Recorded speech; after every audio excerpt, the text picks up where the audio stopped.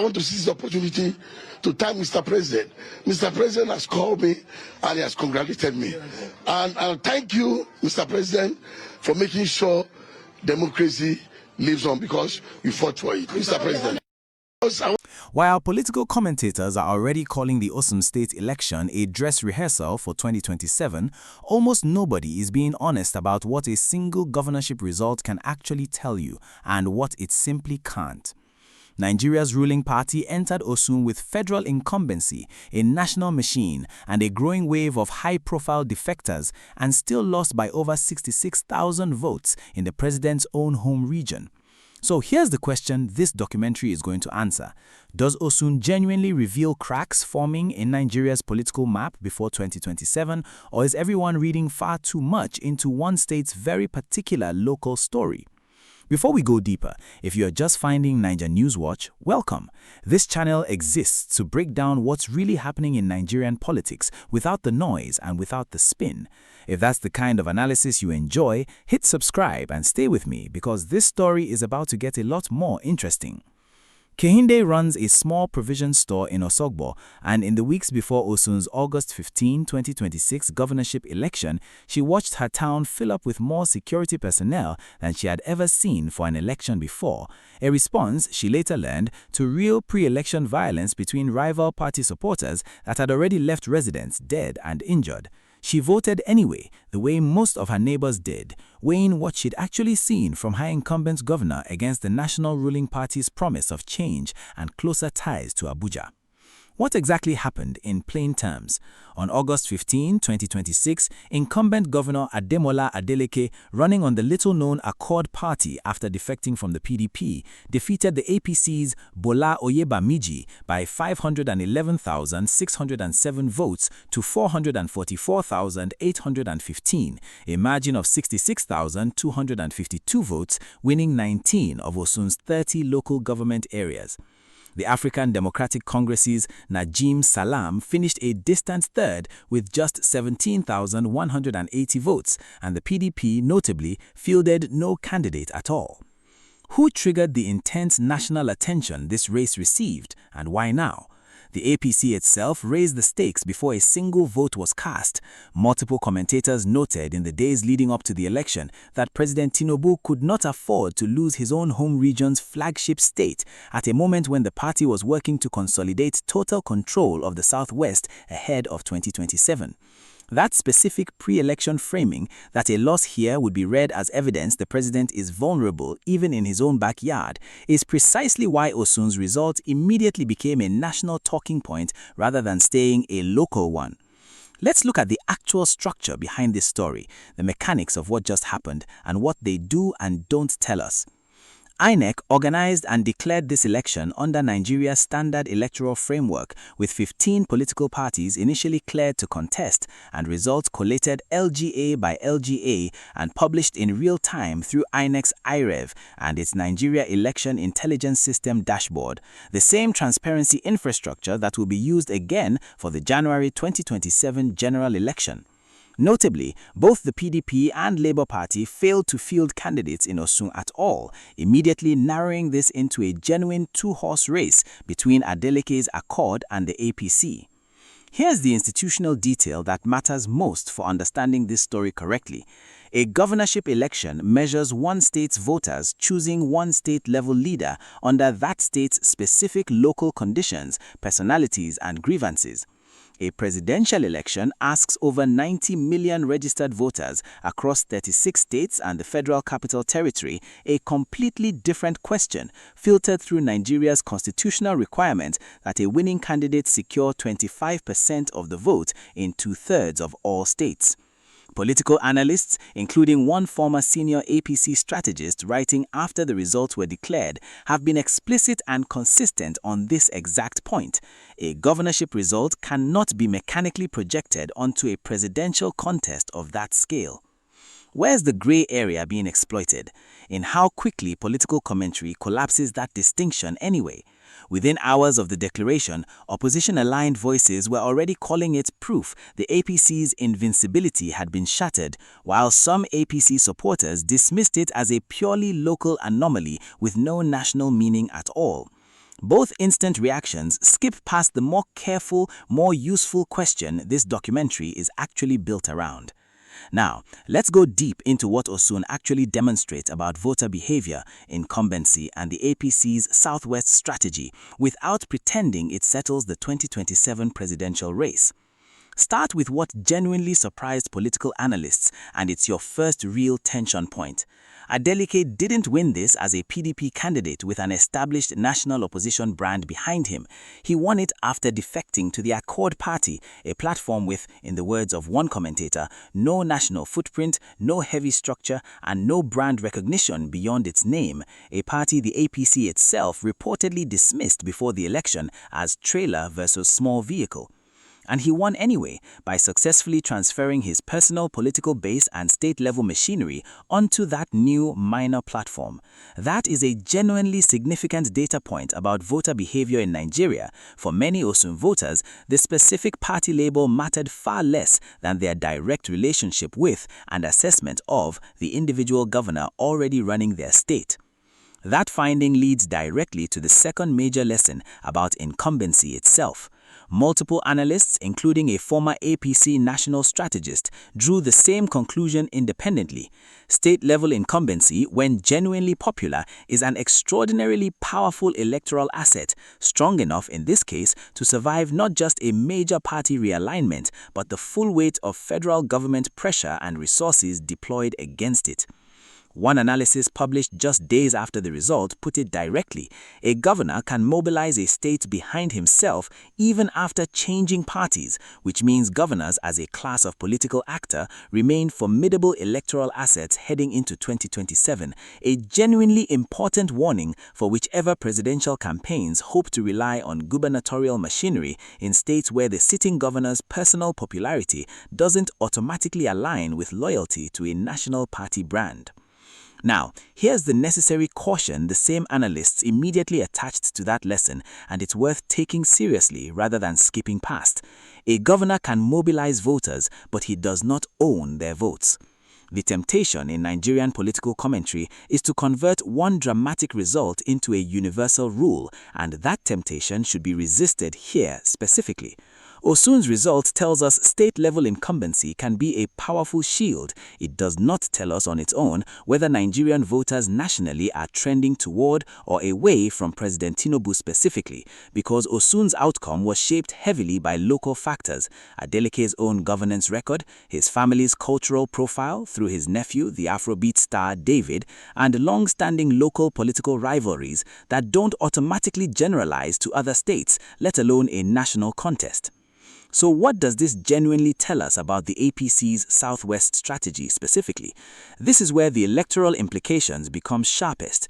The APC entered this race explicitly needing to consolidate total control of the Southwest ahead of 2027, precisely because losing the president's own home region would send what one pre-election commentator called a dangerous signal that Tinubu can be defeated even in his own backyard. That signal has now, in the words of one opposition party spokesperson, been sent, but it's worth being precise about what it actually proves. Not that the APC's broader national position has collapsed. The party still controls 31 state governments nationwide, including every Northwest governorship, as covered in this channel's earlier documentaries, but that the specific assumption of an unstoppable, near-total APC sweep of the Southwest by 2027 is no longer safe to take for granted. That's a meaningfully narrower, more accurate claim than the APC is losing Nigeria, and that's the claim this documentary is actually making. Here's a genuinely underappreciated silent player in this story: the sheer scale of security deployment ahead of the vote.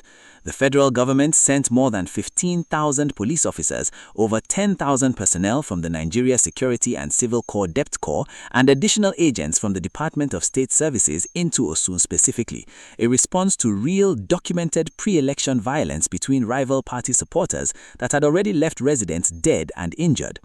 That level of militarization, as several commentators described it, appears to have delivered what most observers agree was a largely peaceful and transparent election on the day itself, a genuinely positive outcome for Nigerian democracy, regardless of who won, though it also raises its own longer-term question about whether Nigeria can realistically deploy that scale of security to every one of 36 states simultaneously during a national election in January 2027, a genuine security implication with direct consequences for ordinary voters' safety at the polls next year.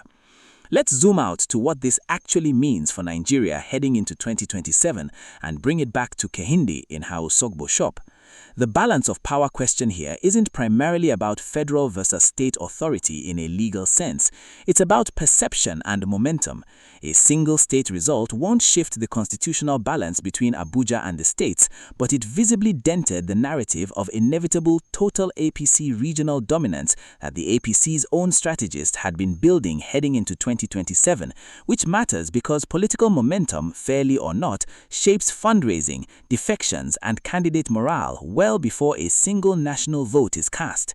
The economic consequences for people like Kehinde are honestly more indirect than direct. An Osun governorship result doesn't itself change fuel prices or inflation, but the scale of security deployment required to keep the election peaceful is itself a data point worth Nigerians registering clearly.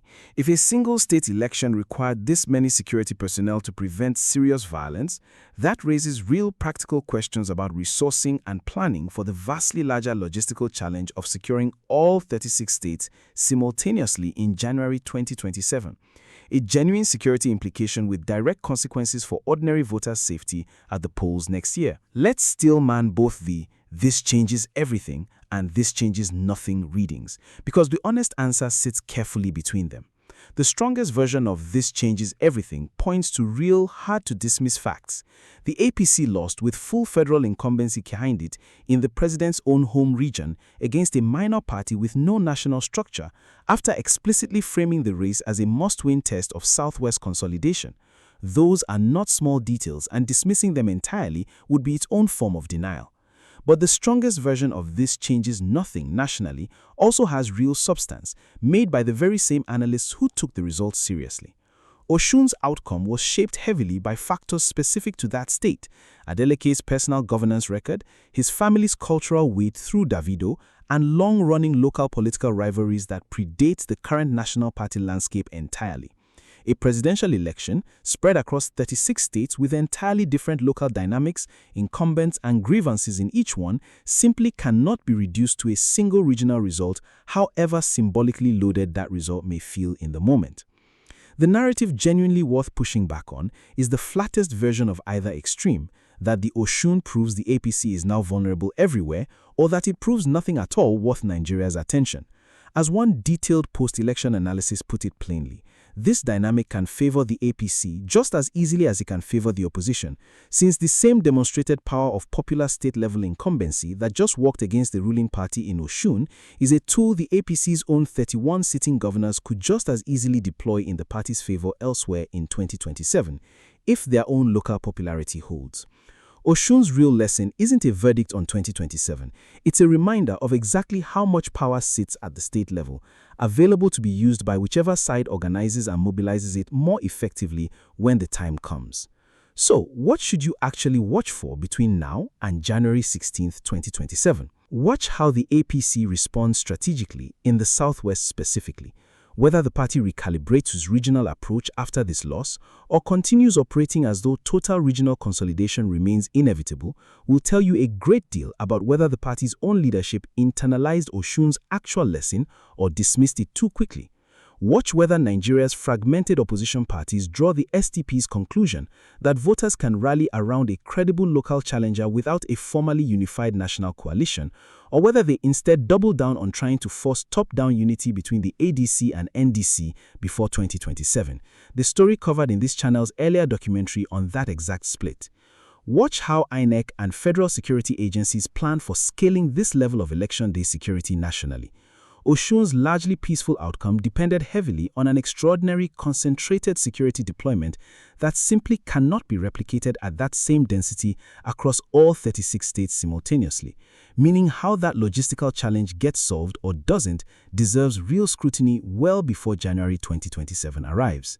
Best case, both major political camps absorb Osun's real narrow lessons that popular state-level incumbency is powerful, that party labels matter less than direct voter relationships, and that no single result predicts a national outcome, and enter 2027 with more grounded, locally attentive strategies rather than sweeping national assumptions.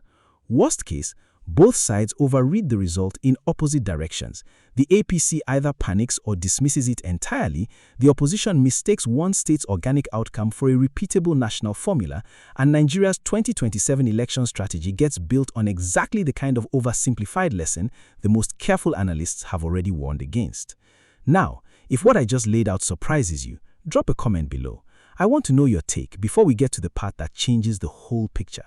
Let's return to Kehinde back at her Oshogbo shop, having voted alongside her neighbors in an election that for one day made her state the center of national political attention. So, here's the answer to the question we opened with. No, Osun does not predict who wins Nigeria's presidency in January 2027. No single governorship election in any democracy reliably does that. But it does tell us something real and specific worth taking seriously, that popular, well-organized state-level incumbency remains one of the most powerful forces in Nigerian politics, strong enough to survive federal pressure and a party switch alike, that many Nigerian voters weigh the person and their record ahead of the party label attached to them, and that the APC's assumption of total, uncontested Southwest dominance heading into 2027 is no longer something the party can simply take for granted. Those are Osun's real lessons, narrower, more useful, and considerably more honest than either the APC is finished or nothing has changed. Whether Nigeria's political class actually absorbs that more careful reading or reaches instead for the louder, simpler story will say a great deal about how seriously they are preparing for what's actually at stake in 2027. So, tell me, do you think Osun genuinely signals something shifting in Nigeria's political map, or is this one state story being stretched further than it can honestly go? Let me know in the comments. Before you go, I just want to sincerely thank you for spending your time with NaijaNewsWatch today. Your support means more than you probably realize.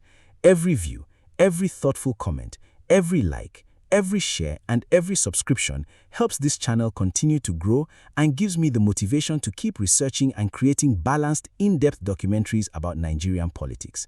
If today's video gave you a clearer understanding of what's happening beyond the headlines, please share it with someone who would appreciate it too. Thank you for being part of this community. I'll see you in the next documentary. Until then, stay informed, keep asking questions, and as always, stay sharp.